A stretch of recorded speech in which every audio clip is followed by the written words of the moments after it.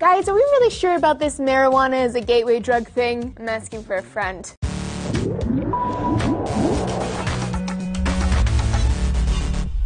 Oh hey folks, Lacey Green here for D News. The gateway theory, you've probably heard of it. This is the idea that while marijuana itself is not overtly harmful, smoking weed leads people to try harder drugs, which are harmful. This is the basis for a lot of America's drug laws, so it's kind of a big deal. But here's the funny thing. In the scientific world, the gateway theory is not super popular. There's this mantra, correlation does not imply causation. It was banged into my head approximately 80 billion times in college. Just because two things occur together does not mean that one is causing the other. So just because someone who once smoked marijuana now shoots heroin doesn't mean that marijuana itself caused that. Or maybe it did. More data needed. So let's look at the facts. Marijuana users are more likely to use harder drugs compared to non-marijuana users. And almost all people who use hard drugs use marijuana first. But in the US, 107 million people have used marijuana, whereas only 37 million have done cocaine and only 4 million have done heroin. Researchers have found no conclusive evidence that marijuana is the real springboard for later drug abuse. The American Journal of Psychiatry asserts that this correlation between marijuana and hard drugs is more likely because of individual tendencies and environmental circumstances of people who smoke weed. So people who are drawn to marijuana in the first place will include people who are drawn to mind-altering substances. From the get-go, this group was more likely to try other drugs. Building on that, the Institute of Medicine found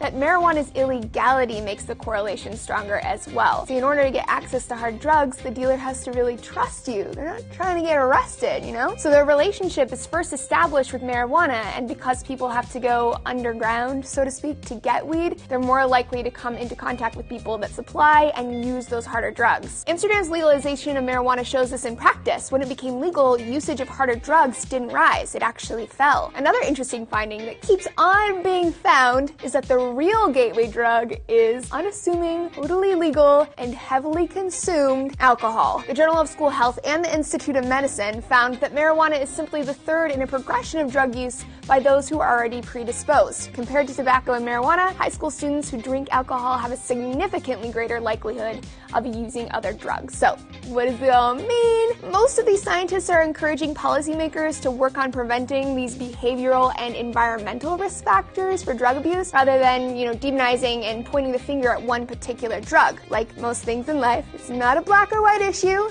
In this case, it's actually kind of green. Thanks for joining me for D News, folks. Let me know your thoughts and anecdotes on the gateway theory on Twitter @DNews, and we'll be back soon with more science updates.